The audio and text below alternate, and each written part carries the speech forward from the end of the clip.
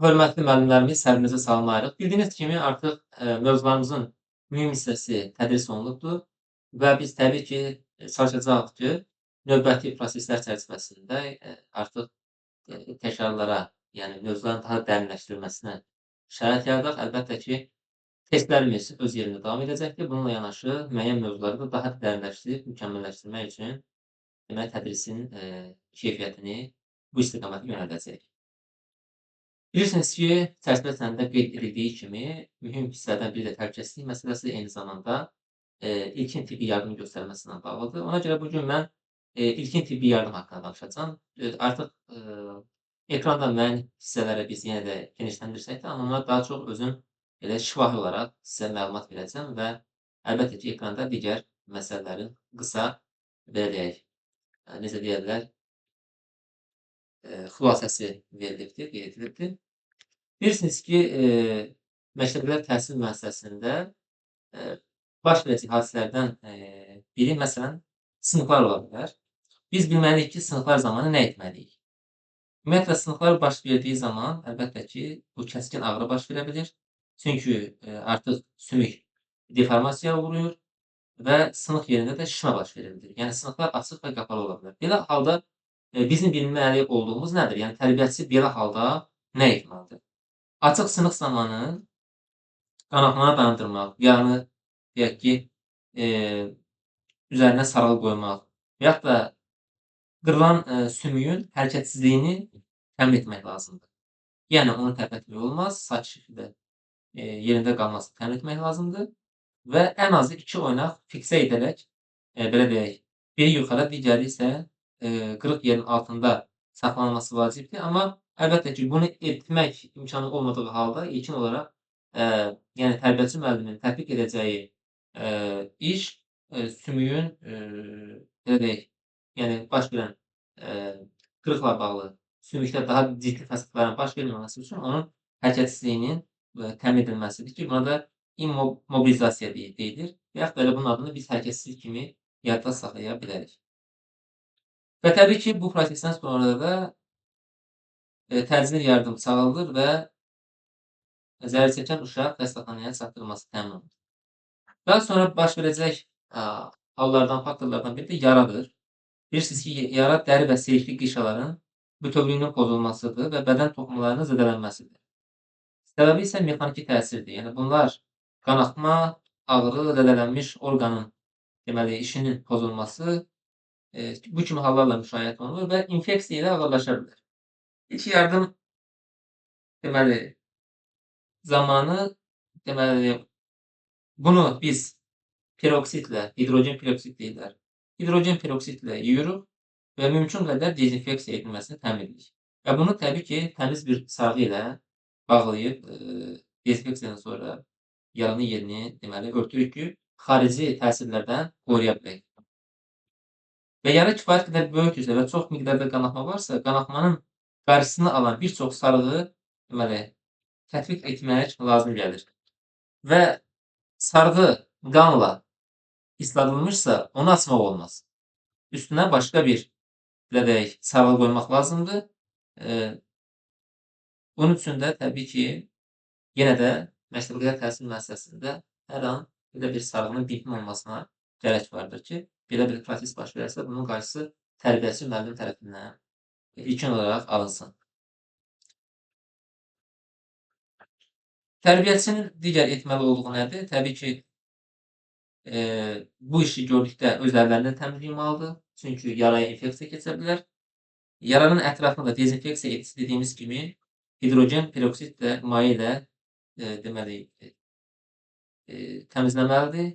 Üzərinə təbii ki, dezinfeksiya edici peroksit, üzərinə deməli yaranın üzərinə necə deyərlər, işləməlidir və yaraya steril sarğı qoymalıdır. Yaraya əl vurmaq olmaz, əllə xüsusi olaraq yaranın yerini tərpətmək olmaz və yaxud da məsələn yarada biz hər hansısa bir qan topası, yəni laxta qan görürüksə, onu oradan götürmək olmaz. Yəni yaradan hər hansısa bir yad cismin götürülməsi həkim olmadan belə bir müdaxilənin olması yol verilməzdir və bu doğru sayılmır. Sonra baş verəcək hallardan biri də burun qanaxmasıdır. Və burun qanaxmasına tərbiyəsi nə etməlidir? Mən onu sizə bildirəcəm. Təbii ki, xəstəni rahat oturtmaq lazımdır.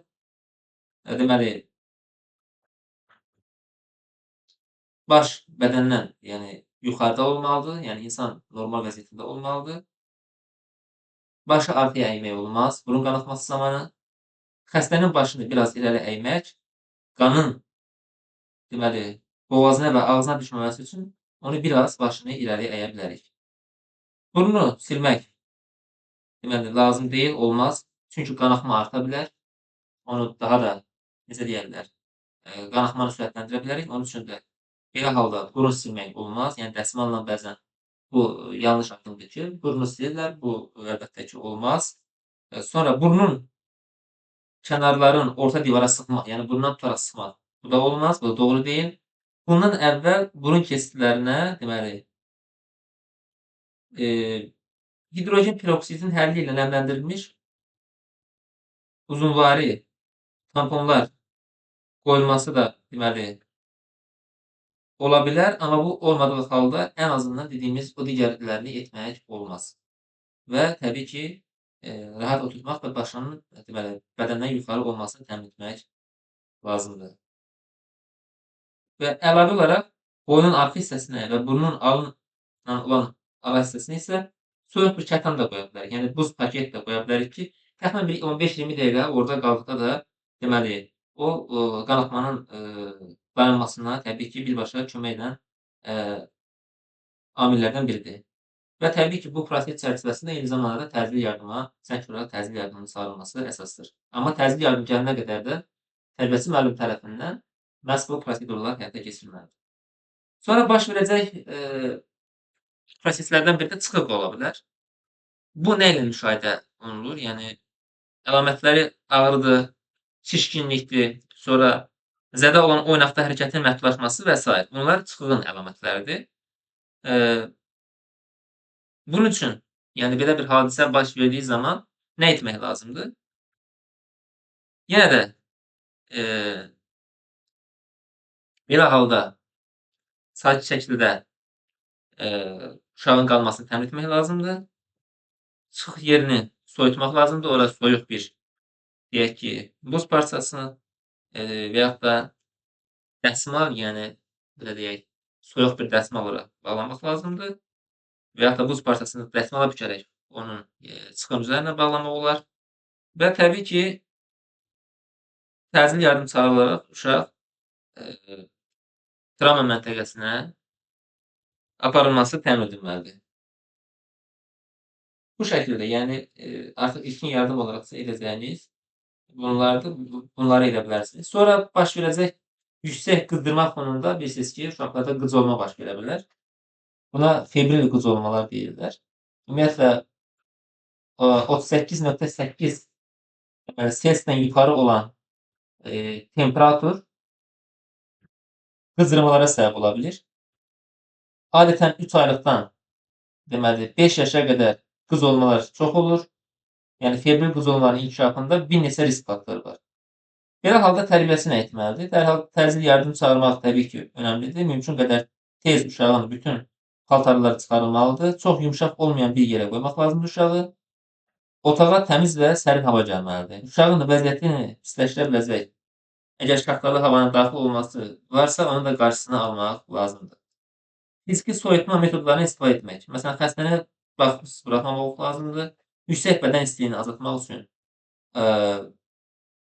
müxtəlif, deyək ki, tərkibində buna parasetamol, şamsifikon və s. olan təsir olan rektal şamlarından istifadə edilməlidir. Və qıcolmalar zamanı uşağı deməli, yan üstə qoymaq vacibdir. Yəni uşaq yan üstə qoyulmalıdır qıcolma zamanı.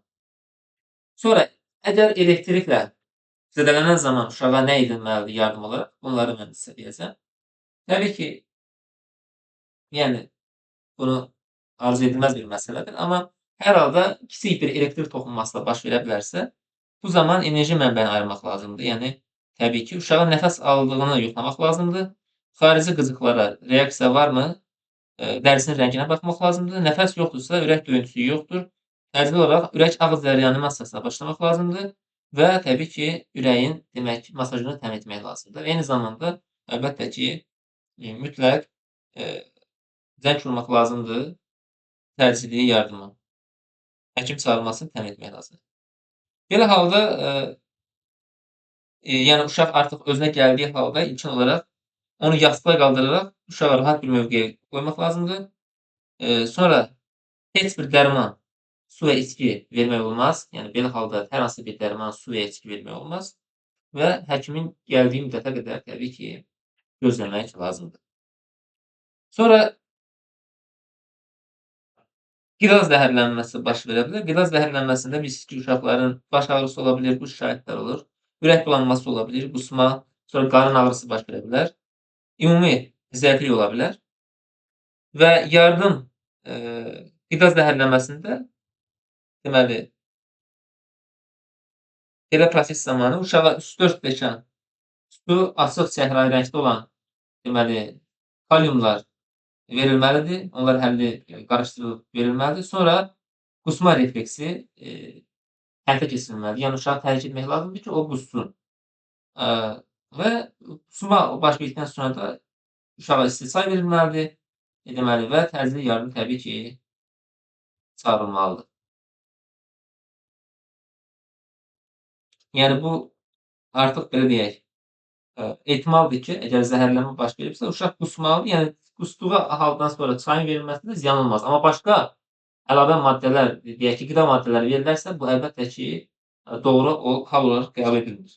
Amma yəni uşağın yediyi qida məhsulunu ifraz etdikdən sonra, ağız vasitəsilə ifraz etdikdən sonra əgər orta temperaturda bir çay verilərsə, bu uşağın sakitləşməsinə gətirib çıxara bilər və təbii ki, bundan sonra da deməli biz həkimin gəlməsini gözləyirik.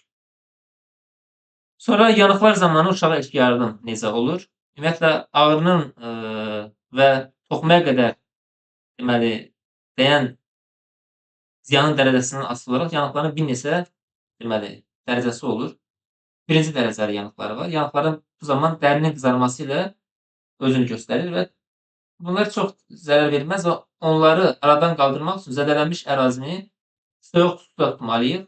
Antiseptik krem və aerozol ilə sürtmək və biraz gözləmək lazımdır.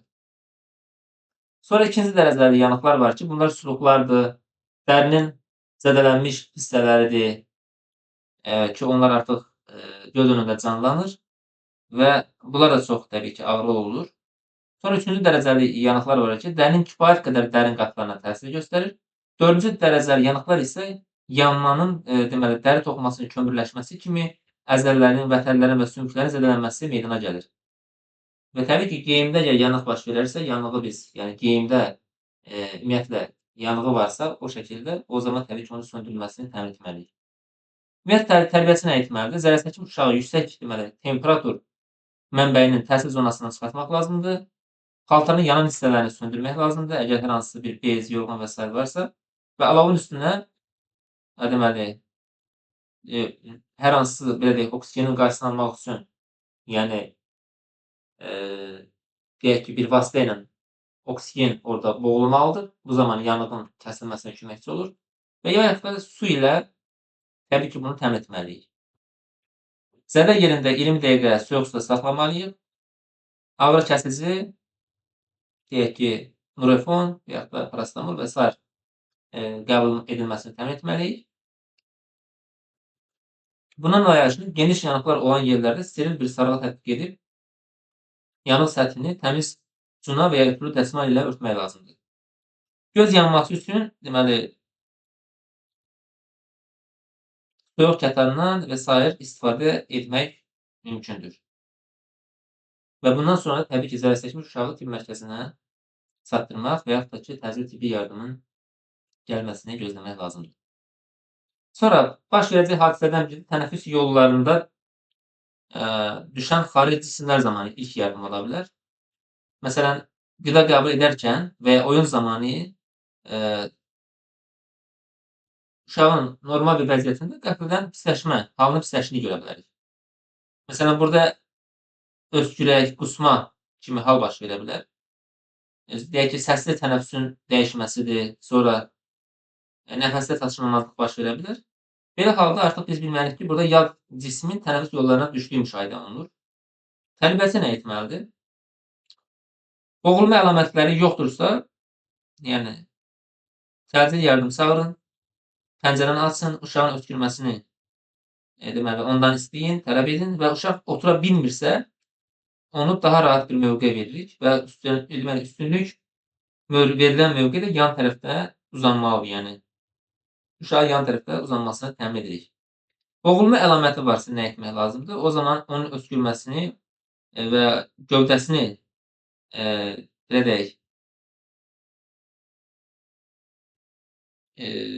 aşağı doğru əyməyə başlayırıq və onun deməli öskürməsini təmin edirik ki, artıq hər hansı bir xarici yad cisim onun deyək ki, tənəffüs yollarına düşübsə, onun xaric olmasını təmin edək.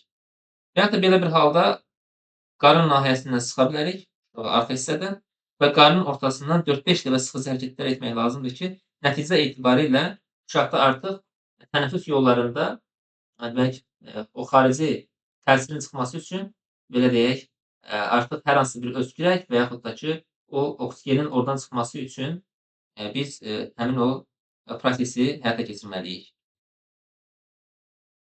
Yad cisim, deyək ki, yumşaq toxumalara, dəriyə, dırnağa və s. daxil olarsa nə etməli tərbiyəçi? Yad bir cismi əlbəttə onun çıxarmaq lazımdır. Bunu edə biləcəyimizdə əminlik varsa təbii ki. Və yaxud da yad bir cismin yerini yod məhlulu ilə təmizləmək lazımdır. Steril bir sarğı tətbiq etmək lazımdır. Əgər yox, çıxara bilməsəniz, yəni bacarmırsınızsa mütləq xəstəxanaya aparılmalıdır. Sonra uşaqlarda həşərat dişləməsi baş verə bilər. Yəni bu da normal proseslərdən biridir ki, uşaq deyək ki, ya gəzintidə və yaxud da açıq havada oynadığı zaman və yaxud da elə mühit zamanı da deyək ki, orada hər hansısa bir açıq mühitdə bununla yanaşı deyək ki, əlavə olaraq bəzən otaq şəraitində belə həşərat dişləməsi baş verə bilər.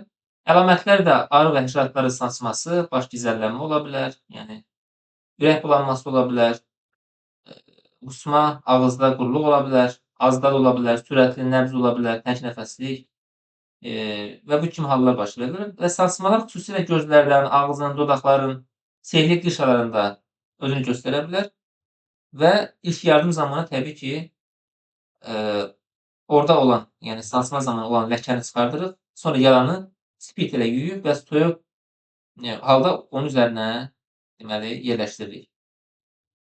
Əgər yox, uşaqda belə bir halda boğulma müşahidə olunarsa, o zaman təbii ki, yenə də xəstəxanaya aparılması təmin edilməlidir. Sonra ürəyin bağlı masajı, yəni sinə sıxılma texnikası var. Zərərçəkmiş kürəyi üstə sərt bir səthə qoyuruq. Sonra bədənini məhdudlaşdıran paltarların düymələrini asıb qiyafə çıxardırıq və uşağın solunda dururuq. Yəni hansı uşaq deyək ki, artıq halı pisdirsə, ürəyi ilə bağlı masaja ehtiyac varsa, uşağın sol hissəsinə dururuq. Ürəyin bağlı masajını apararkən əlləri düzgün yerini də müəyyən etmək lazımdır. Masaj ürəyi deməli döş sümüyü və onurğa ilə ritmik sıxılması deməkdir. Yəni 60-80 dəfə deməli dəqiqə ərzində bu sıxılmanın həyata keçirilməsini təmin edirik. Və hər təzyiqdən sonra döş qəfəsinin düzəldiyinə əmin olmaq lazımdır. Ürəyin boşluqlarını venoz qanla doldurmaq üçün bu çox vacibdir. Və nəfəs alma artıq anı baş verdikdə ürəyin masajı dayandırılır. Sonra qanaxmalardan hansılar ola bilər? Bu arterial ola bilər, venoz ola bilər və kapilyar qanaxma ola bilər. Və şiddətli arterial qanaxma üçün qan deməli al-qırmızı olur. Bu zaman deməli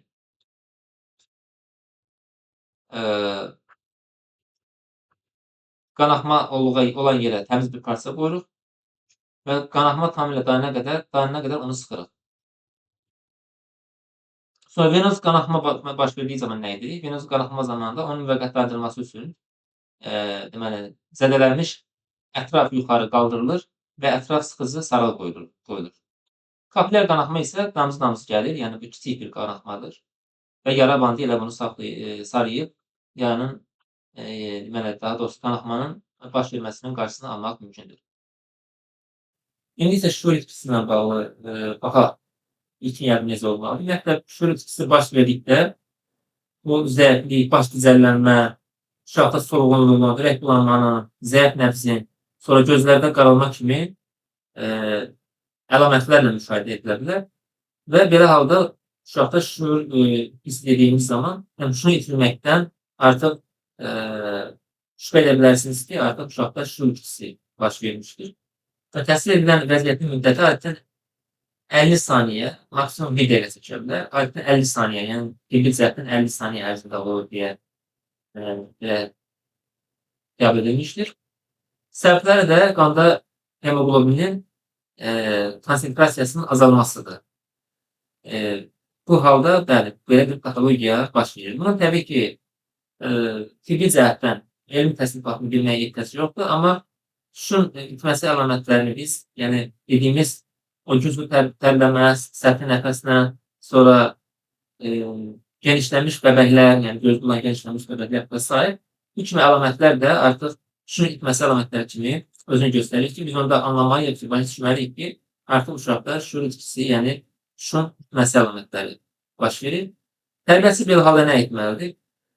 Əlbəttə ki, belə halda beyinə qan tədarükünü yaxşılaşdırmaq üçün uşağı bədəninə köklü bir mövqe vermək lazımdır, aşağı ətrafı qaldırmaq lazımdır, sonra havanın sərbəst daxil olmasını təmin etmək üçün yaxa düymələrini asmalı və kəmərlərini də boşaltmalıyıq.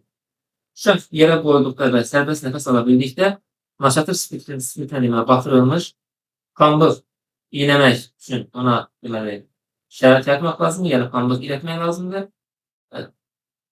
Son addım isə təbii ki, artıq bundan sonra da pediatr çağırılır, yəni uşaq həkimi çağırılır və uşağa ilkin diaqnoz qoyulur.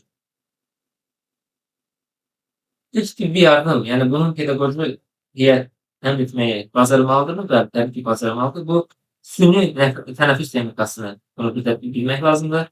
Zərərçəkmişi deməli, yəni uşaqdan gedib söyləyir. Kürəyi üstə, ciddi vəziyyətdə uzandırırıq, bədəni məhdudlaşdıran geyimi çıxardırıq, çiyinlərin altına nəsə bir şey qoyuruq, yəni yastıq kimi bir şey qoyuruq və zərərçəkmişin sağında dururuq. Sağ əlimizi isə onun boynunun altına, sol əlimizi də alın hissəsinə qoyaraq başını mümkün qədər geri çəkirik. Hər iki əlimizlə zərərçəkmişi, yəni uşağın ağzını açırıq. Davranış qaydalarının tətbiqi odur ki, təhlükəli vəziyyətlərdə biz düzgün davranış qaydalarını bilməliyik. Təəssüf ki, çox vaxt insanlar öz ehtiyatsızlığından əziyyət çəkirlər. Çünki düşünülməmiş hərəkətlərin nəticələrini qabaqcadan görə bilmir və fövqəladə hallardan özləri və tərəfdaşları qorumaq üçün lazım tədbirlər görməyə uyğunlar. Belə hallarda ən az müdafiə olunan uşaqlar olur. Çünki yaranmış belə ekstremal vəziyyətlərdə özünü necə aparmalı olduqlarını uşaqlar bilmirlər. Ona görə mütləq böyüklərin belə vəziyyətdə onların köməyinə ehtiyacı var.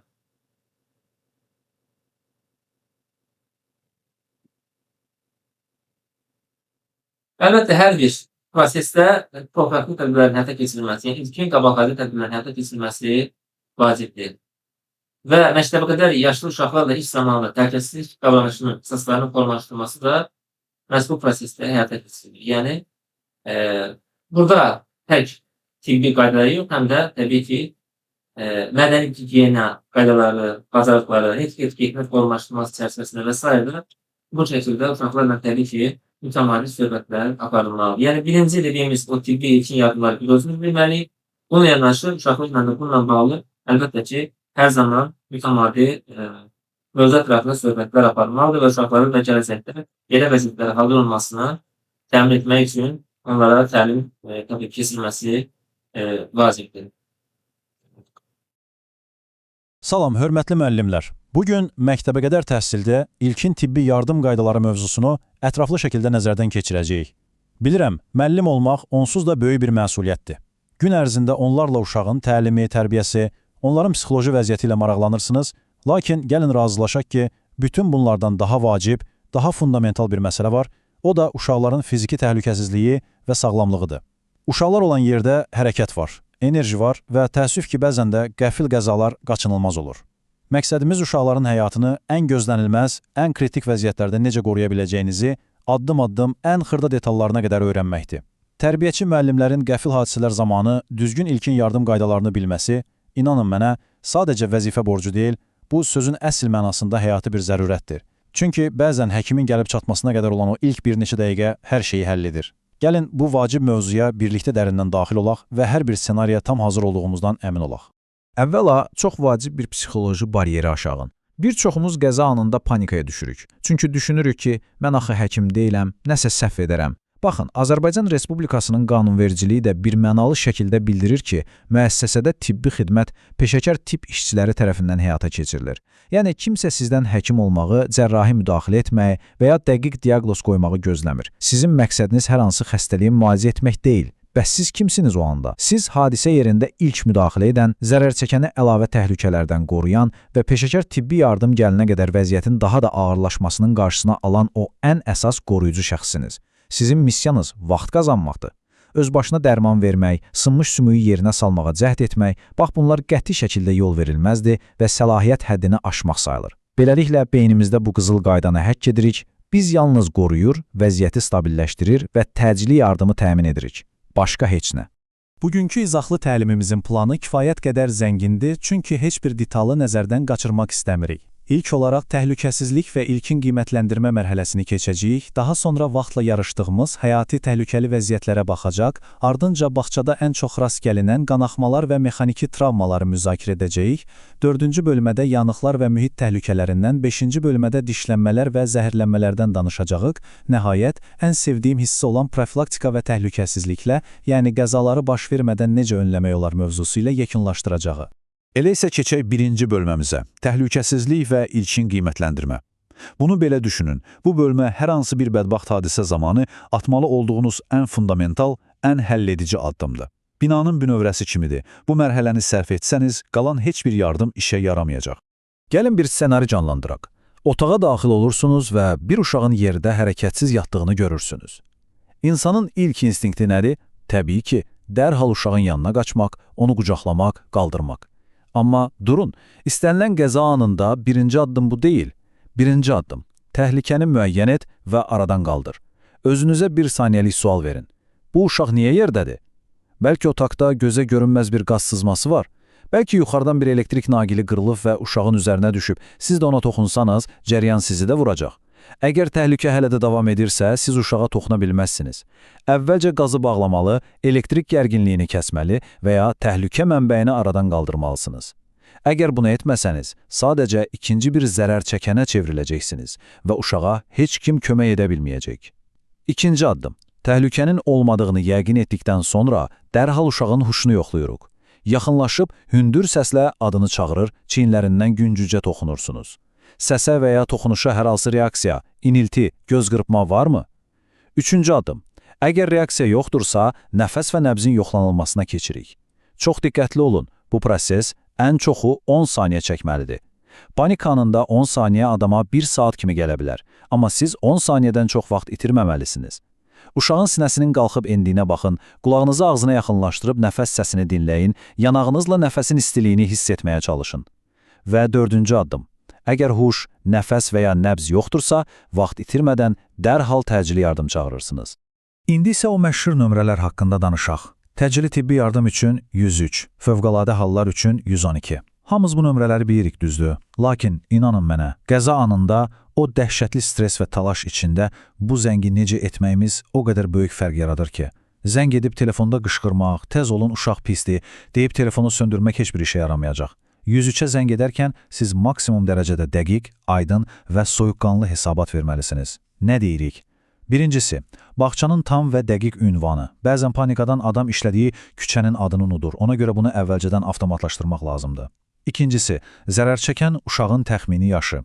Üçüncüsü, baş vermiş hadisənin xarakteri. Yəni dispetçer bilməlidir ki, uşaq yüksəklikdən yıxılıb, yemək yeyərkən boğulub, yoxsa üzərinə qaynar su da alıb. Dördüncüsü, uşağın hazırki vəziyyəti necədir? Huşu varmı, qan axırmı və siz indiyə qədər hansı ilkin tədbirləri görmüsünüz? Və burada dəmir bir qızıl qayda var. Kömək çağırarkən və ya o köməyin gəlməsini gözləyərkən zərər çəkən uşağı heç vaxt, amma heç vaxt nəzarətsiz qoymaq olmaz. Otaqdan çıxıb koridora qaçmayın. Siz uşağın yanında qalmalı, digər uşaqların otaqdan çıxarılmasını və təhlükəsizliyini isə otaqdakı digər pedaqoji işçilərin, məsələn, köməkçi tərbiyəçinin öhdəsinə buraxmalısınız. Bölmə 2. Həyati təhlükəli vəziyyətlər. İndi keçid alırıq ən həssas, hər saniyənin qızıl dəyərində olduğu, birbaşa ölümlə nəticələnə biləcək hallara. Burada bizim qətiyyətimiz və sürətimiz hər şeyi həll edir.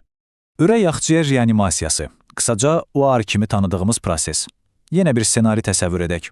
Uşağın yanındasınız, huşu yoxdur, yoxladınız, nəfəsi və nəbzi də yoxdur. Ətrafda təhlükə yoxdur və 103-ə zəng edilməsini kimsə vasitəsilə təmin etdiniz. İndi nə edirik?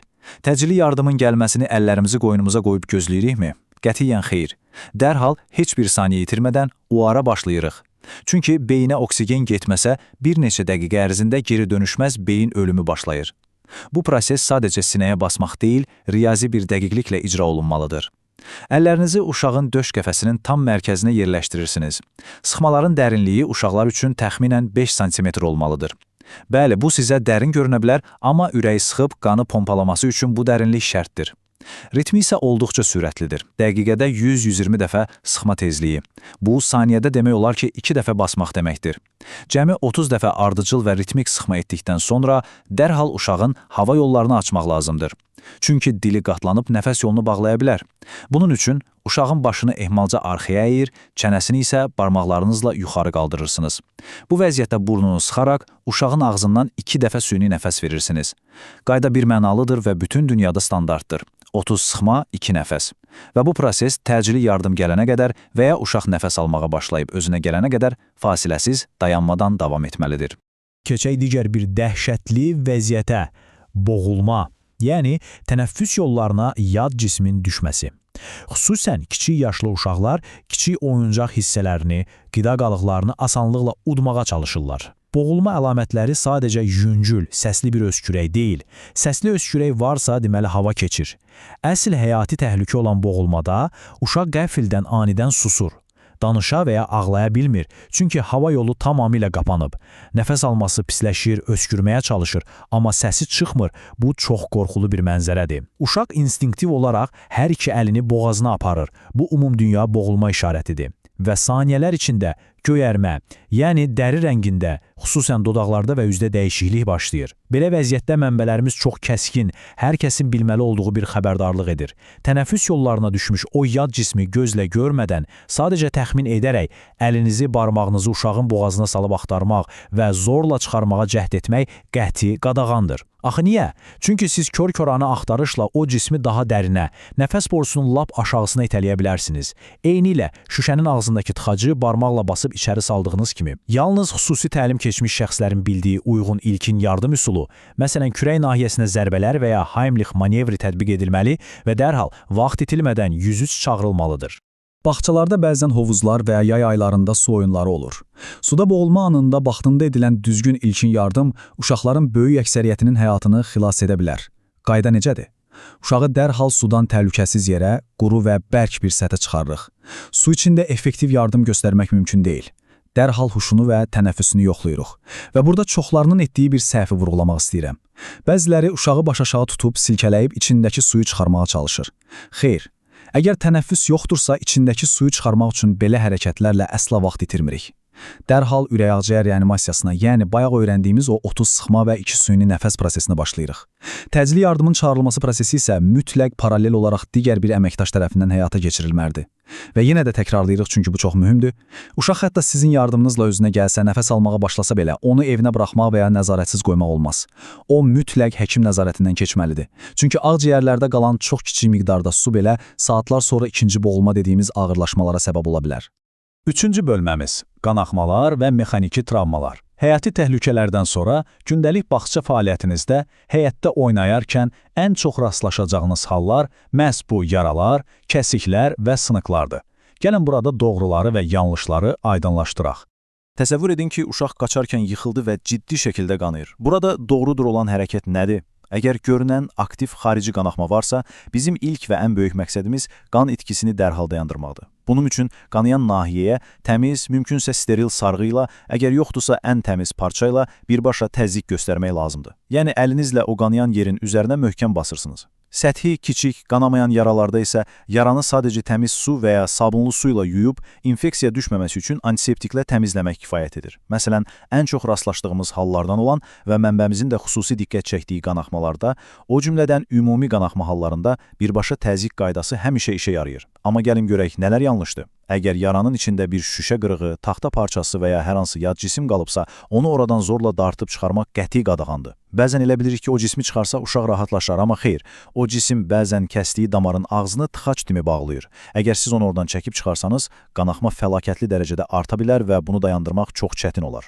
Digər böyük ənənəvi səhvimiz isə açıq qanayan yarıya birbaşa pambıq basmaq və ya yapışdırmaqdır. Pambıq qanla birlikdə quruyub yarıya elə yapışır ki, sonradan xəstəxanada həkim onu təmizləyərkən uşaq bəlkə də yaradan daha çox ağrı hiss edir və bu infeksiya riskini dəhşətli dərəcədə artırır. Pambıqdan açıq yaralarda uzaq dururuq.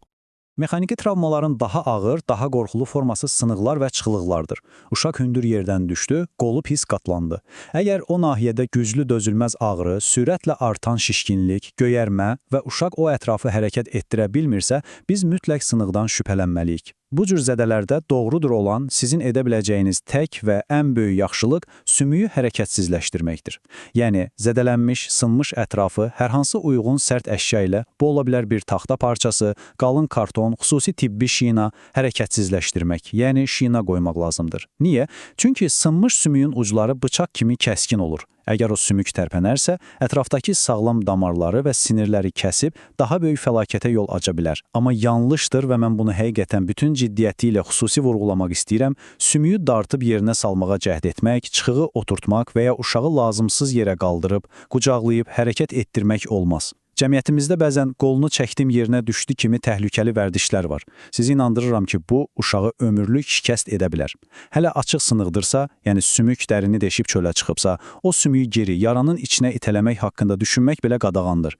Biz sadəcə hərəkəti məhdudlaşdırır, uşağı sakitləşdirir və həkimləri gözləyirik. Qıcolmalar, xalq arasında bilinən adı ilə desək, bəzən epilepsiya tutmaları və ya yüksək hərarətdən yaranan qıcolmalar çox qorxulu mənzərədir, elə deyilmi? Uşaq qəfildən yerə yıxılır, bədəni şiddətlə titrəyir, şuuru itir. Belə hallara gəldikdə əsas məqsədimiz uşağı müalicə etmək deyil, onun bu hərəkətlər, bu titrəmələr zamanı özünə xəsarət yetirməsinin qarşısını almaqdır. İlk işimiz nə olmalıdır? Uşağın ətrafındakı stulları, iti kənarlı stolları, oyuncaqları, hər hansı təhlükəli, toxunub zədələnə biləcəyi əşyanı dərhal ondan uzaqlaşdırın. Mühiti təmizləyin. İkinci addım, uşağın başı yerə çırpılmasın deyə başının altına yumşaq bir şey, qatlanmış gödəkçə, kiçik yastıq qoyaraq başını zərbələrdən qoruyun. Bəs nələr qadağandır? Uşağın üstünə uzanaraq, qolundan qıçından bərk-bərk tutaraq onun hərəkətlərini zorla dayandırmağa çalışmaq olmaz. Bu uşağın əzələlərini və ya sümüklərini qıra bilər. Və ən çox yayılan, ən təhlükəli, ən böyük səhv, uşağın ağzına qaşıq, dəmir parçası və ya hər hansı əşya salmağa, dili qatlanmasın deyə dişlərini zorla aralamağa cəhd etməyin. Bunu etsəniz, siz uşağın dişlərini qıracaqsınız və o qırıq dişlər gedib nəfəs borusunu tıxayacaq, uşaq boğulacaq. Heç vaxt ağzına nəsə salmayın. Sadəcə qıcılmanın nə qədər çəkdiyini vaxtla, saatla izləyin, təcili yardım çağırın və bitməsini sakitcə gözləyin. Tutma bitdikdən sonra uşağı böyrü üstə çevirin ki, rahat nəfəs ala bilsin. 4-cü bölməmiz yanıqlar və mühit təhlükələri. Bağçada qaynar mayələrin dağılması və ya həyətdə ekstremal hava şəraiti zamanı, yəni çox isti və ya çox soyuq havada görüləcək tədbirlərə diqqət yetirək. Yanıqlar uşaqlar üçün ən ağrılı travmalardan biridir. Birinci addım hər zaman təhlükənin özünün aradan qaldırılmasıdır. Uşağı dərhal qaynar sudan, alovdan və isti sobadan uzaqlaşdırırıq. İkinci və vəziyyəti xilas edən ən mühüm addım dərhal soyutma. Yanıq nahiyəsini axar, sərin, çox buz kimi yox su altında düz 20 dəqiqə saxlamaq lazımdır. Bəzən deyirlər ki, suya tutdum 2 dəqiqə bəsdir. Xeyr, niyə məhz 20 dəqiqə? Çünki istilik dəri hüceyrələrinin lap içinə, dərinliyinə nüfuz edir. Siz kənardan dərini sərinlətsəniz də içəridə bişmə, yəni yanma prosesi hələ də davam edir. Su bu dəri daxil yanma prosesini dayandırmaq üçündür. 20 dəqiqə qızıl standartdır. Üçüncü addım, yalnız təmiz, steril bintlə yaranın üstünü zərifcə, çox sıxmadan örtmək. Bəs nələr qadağandır? Gəlin yenə xalq təbabəti miflərini dağıdaq. Yanığa diş macunu sürtmək, yağ sürtmək, qatıq çəkmək, rəngli boyalar, buz çəkmək qətiyyən olmaz. Yağ və qatıq dərinin üzərində bir təbəqə yaradır və istiliyin çölə çıxmasının qarşısını alır, yanıq daha da dərinləşir. Buz isə onsuz da zədələnmiş dərini daha da məhv edir. Və ən dəhşətlisi, əgər uşağın geyimi əriyərək dəriyə yapışıbsa, onu zorla dartıb qoparmağa çalışmaq olmaz. Belə etsəniz, dərini də geyimlə birlikdə soyub çıxaracaqsınız. Paltarın ətrafını kəsin, amma dəriyə yapışan hissəyə qətiyyən toxunmayın və təcili həkimə müraciət edin. Elektrik cərəyanı ən məkirli, ən gözə görünməz və amansız təhlükədir. Elektrik vurması zamanı baş verən ən böyük faciələr çox təəssüf ki, adətən ondan qaynaqlanır ki, yardım göstərmək istəyən şəxs, məsələn elə bir müəllim, panika içində impulsiv olaraq uşağı xilas etmək üçün ona yapışır. Doğrudur. Burada qayda çox sərt və birmənalıdır. Əvvəlcə elektrik mənbəyini, yəni gərginliyi təhlükəsiz şəkildə kəsməlisiniz. Dərhal otağın şitindən tokları söndürün. Əgər bu mümkün deyilsə, gərginlik mənbəyindən uzaqlaşdıra bilmirsinizsə, quru, cərəyan keçirməyən bir taxta çubuqla, məsələn süpürgə sapı ilə naqili uşaqdan kənarlaşdırın. Yanlışdır. Cərəyan hələ də varkən, cərəyan kəsilmədən, fəryad edən uşağa çılpaq əllə toxunmaq. Nə qədər çətin olsa da özünüzü saxlamalısınız. Toxunsanız, cərəyan dərhal sizə keçəcək və siz özünüz də ikinci bir qurbana, zərər çəkənə çevriləcəksiniz. Özünüzü qorumadan uşağı heç vaxt xilas edə bilməzsiniz. İndi isə ekstremal hava şəraitinin təsirlərinə baxaq. Günvurma və donma. Günvurma zamanı nə baş verir? Uşağın bədəninin soyutma sistemi sıradan çıxır və bədən hərarəti təhlükəli dərəcədə yüksəlir. Uşaq qızarır, halsızlaşır, bəzən qusur. Belə olduqda dərhal onu günəş altından sərin, kölgəli, havalandırılan bir yerə çıxarmalısınız. Əgər huşu yerindədirsə, yavaş-yavaş qurtum-qurtum çoxlu sərin maye verin. Baş və boyun, qolaltı nahiyəsinə sərin, buzlu yox, kompreslər qoyun. Uşağı birbaşa buzlu vannaya salmaq şiddətli şoka səbəb ola bilər, bundan mütləq çəkinin. Donma isə bunun tam əksidir. Qışda həyətdə çox qalan uşaqda barmaqlar, qulaqlar uyuşur, bəyazlaşır. Donma zamanı uşağı dərhal isti otağa gətirin. Əgər üzərində yaş, nəm paltarları varsa, onları dərhal soyundurub quru paltar geyindirin. Donmuş əlləri və ya ayaqları tədricən otaq hərarətli, isti yox, suda isitmək lazımdır. Və burada ən mühüm qadağa donmuş nahiyəni ofqalamaq, qar ilə sürtmək, isinsin deyə sərt masaj etmək qəti qadağandır. Bu köhnə bir inancdır, lakin bilin ki, donmuş toxumalar buz kristalları ilə doludur. Siz masaj etdikdə o kristallar dərini içəridən ülgüc kimi kəsir və geri dönüşməz zədələrə gətirib çıxarır. 5-ci bölməyə gəldik çatdıq, dişləmələr və zəhərlənmələr. Burada biz sistemli təsir edən zəhərlər və bioloji risklərlə sanki zamanla yarışırıq. Çünki zəhər qana keçdikcə fəsadlar böyüyür. Bahar və yay aylarında bağçaların yaşıl ərazilərində ən böyük təhlükələrdən biri gənələrdir. Gənə uşağın dərsinə yapışıbsa, panikaya düşməyin, amma onu düzgün çıxarmaq infeksiyanın, məsələn təhlükəli xəstəliklərin qana keçməsinin qarşısını alan ən əsas şərtdir. Birinci addım. Heç vaxt gənəni çılpaq əllə qoparmağa çalışmayın. Nazik uclu cımbız götürürsünüz və gənəni dərinin ən yaxın nöqtəsindən, mümkün qədər gənənin baş hissəsindən möhkəm, lakin qətiyyən əzmədən tutursunuz. İkinci addım. Onu fırlatmadan, sağa-sola əymədən sadəcə və sadəcə düz yuxarıya doğru yavaş-yavaş səbirlə dartırsınız. Niyə belə ehtiyatlı olmalıyıq? Çünki gənənin qarnını, bədənini sıxsanız və ya fırlatsanız, o içindəki infeksiyalı, zəhərli mayeni yenidən şpris kimi uşağın qanına qusacaq və ya başı qopub dərinin içində qalacaq. Üçüncü addım. Gənə çıxdıqdan sonra həmin yerin mütləq bol sabunlu su və antiseptiklə, məsələn yodla dezinfeksiya edirsiniz. Dördüncü addım isə gənəni tullamamaqdır. Çıxarılmış gənəni kiçik, bağlı bir qaba qoyub tibb müəssisəsinə təhvil vermək lazımdır ki, laboratoriyada onun təhlükəli xəstəlik daşıyıcısı olub-olmadığı yoxlansın. Digər heyvan dişləmələrinə, məsələn it və ya pişik dişləməsinə gəldikdə, əgər qanaxma çox şiddətli fışqıran deyilsə, ilk işiniz yaranı dərhal bol sabunlu su altında ən azı 5-10 dəqiqə yumaq lazımdır. Axı niyə sabun? Çünki sabun quduzluq virusunun və digər bakteriyaların hüceyrə divarını parçalayaraq riski xeyli azaldır. Ardınca isə uşaq dərhal quduzluğa qarşı vaksinasiya üçün həkimə çatdırılmalıdır. Bu həyati əhəmiyyət daşıyır. Kimyəvi zəhərlənmələrə, məsələn, uşaq təmizləyici vasitə, yuyucu toz və ya başqasının dərmanını içibsə, gəldikdə isə, baxın, ən kritik qayda budur. Uşağı öz başına qusturmağa cəhd etməyin.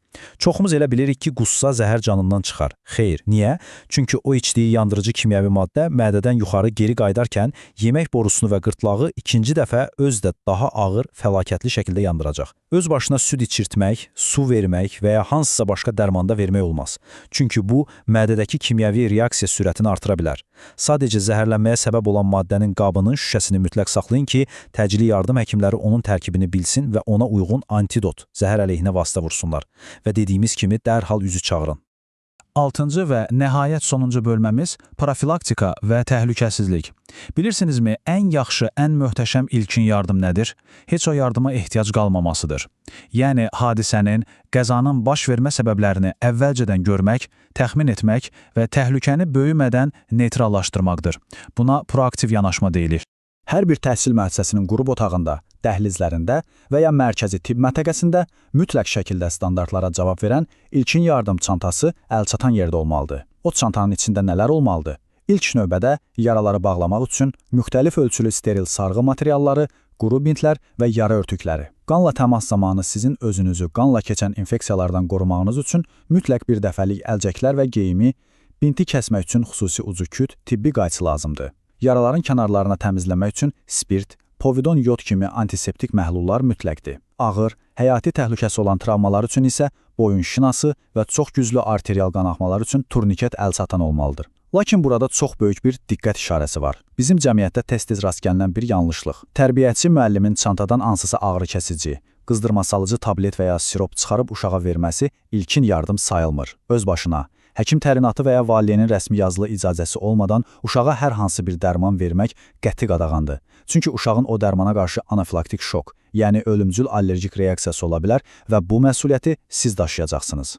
İndi isə ekranda gördüyünüz bu təhlükəsizlik matrisasına, cədvəlinə diqqət edək. Təhlükələrin sistemli şəkildə idarə olunması sadəcə rəhbərliyin yox, bütün pedaqoji heyət üçün gündəlik, rutin bir iş planı kimidir. Hər kəs öz məsuliyyətini bilməlidir. Təhlükə mənbəyi elektrik naqilləridirsə, bəzən açıq qalan prizlər, soyulmuş kabellər olur. Onların mütəmadi yoxlanması və izolyasiya edilməsi birbaşa rəhbərliyin və təsərrüfat işçisinin işidir. Dərmanlar və təmizləyici maddələr, məsələn ağardıcılar, yuyucular, bunlar mütləq uşaqların əlinin çatmadığı, yuxarıda və ən əsası kilidli dolablarda saxlanılmalıdır. Bu, birbaşa tibb bacısı və qrupdakı tərbiyəçinin məsuliyyətidir.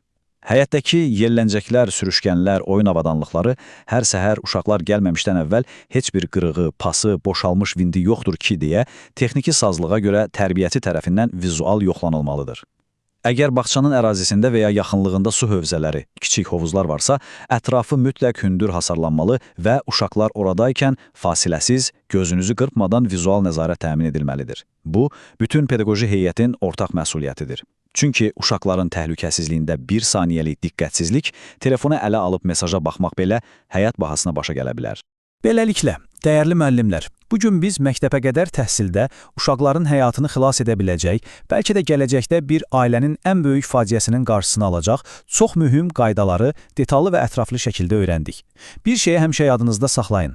İlkin tibbi yardım hansısa möcüzəvi bahalı tibbi alətlərlə, aparatlarla deyil, sizin beyninizdəki düzgün biliyə əsaslanan ardıcıl və ən əsası soyuqqanlı, panikasız addımlarla icra olunur. Təhlükəni soyuq başlı qiymətləndirmək, mühiti və özünüzü qorumaq, zərər çəkənə bilmədən əlavə zərər verməmək, miflərə inanmamaq və vaxtında peşəkar həkim yardımını, yəni 103-ü çağırmaq sizin əlinizdə olan ən böyük gücünüzdür.